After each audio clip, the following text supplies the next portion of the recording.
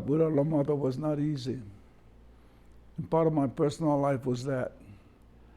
But I think the love of Kohala people, the mana, the spirit of Kohala, the spirit of being free, and the spirit of being supported and loved by many people is what kept me going. It was a very important part. And even here's another instance that this is true. After 2 weeks at Kamehameha, I said, I couldn't stand it. Why couldn't I stand it? I had to wear shoes every day. I had to wear a necktie. I had a long sleeve uniform. I had to sew my patches in it. I had to dress right. I had to look right. My room was inspected every third. It was a military school. It was the handkerchiefs have to be here, the socks have to be here. This was only the towels. It was so regulated you couldn't believe it. But in a way, the regulation taught me a lot of discipline. But I was having a hard time, and it was a culture shock. It was psychological shock. It was, putting on a uniform, wearing shoes every day, necktie. Every minute of the day was regulated, from the time you woke up until you went to bed.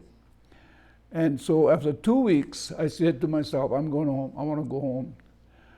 And I was walking to the only public telephone available outside of the school office. And I was walking towards the phone. I was walking past the mailboxes of all the boys. And I saw one mailbox that was full of letters. I said, wow, that guy got a bunch of letters. And the closer I got, I said, that's my box. It's my box. Guess what, Lucas? While I was walking to the phone to call my dad to let him know I want to come home, I see my box full of letters. Immediately I grab them and I said, where they from? And guess what? It's every one of my classmates from Kohala writing me a letter, a personal letter. Minnie, Shigera, Tommy, and Kepsi. I'd be damned. I didn't even know. These guys probably the first letter they wrote in their lives. But it was to me.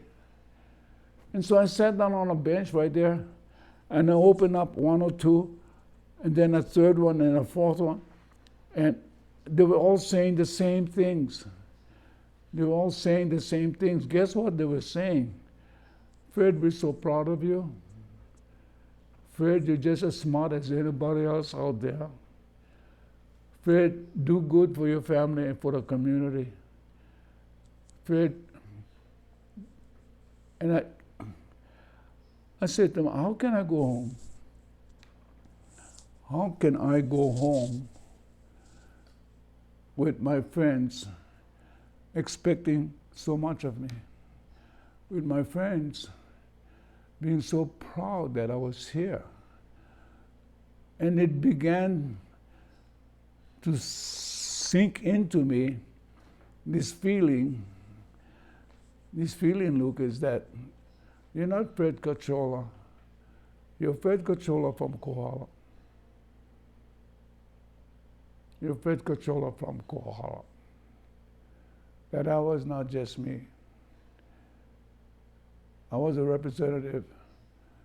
I was, as my friends called me and honored me, I'm a son of Kohala. And I'm very proud of that. And I became very proud of that. And I said to myself, I'm going to stay at Kamehameha. I'm going to get straight A's. I'm going to do everything I can. And I did. I think I was 8th in a class of 200, something like that. I got accepted at every college I applied to. I made the honor roll several times. And And I told everybody I was so proud to be, and everybody in Kamehameha knew that I came from Kohala. I made it well known. And so, all my life has been, I've been touched. So when I go to the Kohala reunion, and I see Helen Pa'alua, I see Patsy Botello, I see Shigeru Shimabukuro from New York. And a couple of times, I saw Iwao from Arizona. He's a dentist now in Arizona. He was. It gives me that kind of feeling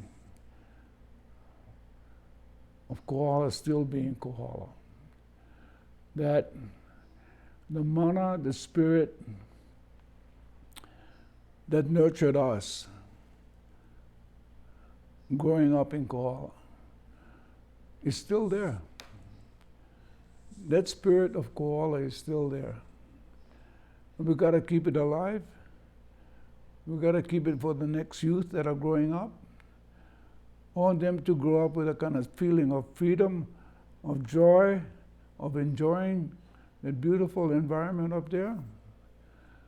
And knowing the stories about Kamehameha, knowing its history, its legacy, and being proud of that place.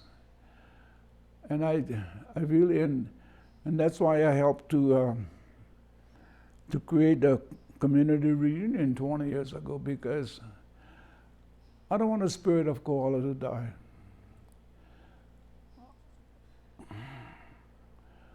I don't want the spirit that nurtured me without a mother, but kept me going. That really kept me going. And so, that's what growing up in Kohala was like.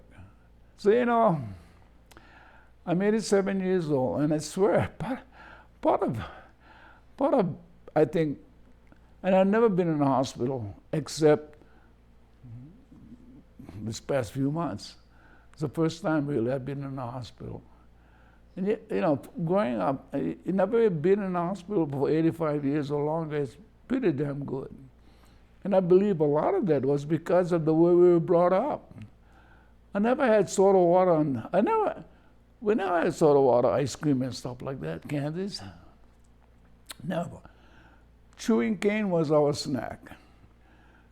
Eating guavas and papayas and fish from... The first fish we used to catch was almost guaranteed. We'd clean it, put it on a hot rock and let it dry, because that was lunch. That was lunch. If you're going to be hungry, then catch another one, clean it, put it on the same rock. Now you got 2 fish to eat. You want something on the side, get some OP. You got OP, you got fish. Simple, clean, healthy, and fun, I mean, that's the kind of childhood I had, and that was great. And I keep telling people, Mark Twain had nothing to do with us. We grew up better than him on the Mississippi River. And Huckleberry Finn and Mark Twain had nothing on the Kohala boys. I mean, we did a hell of a lot more than playing in a muddy river. We had a clean ocean. We had miles of open land that we could, and we were never lost. No, we never lost.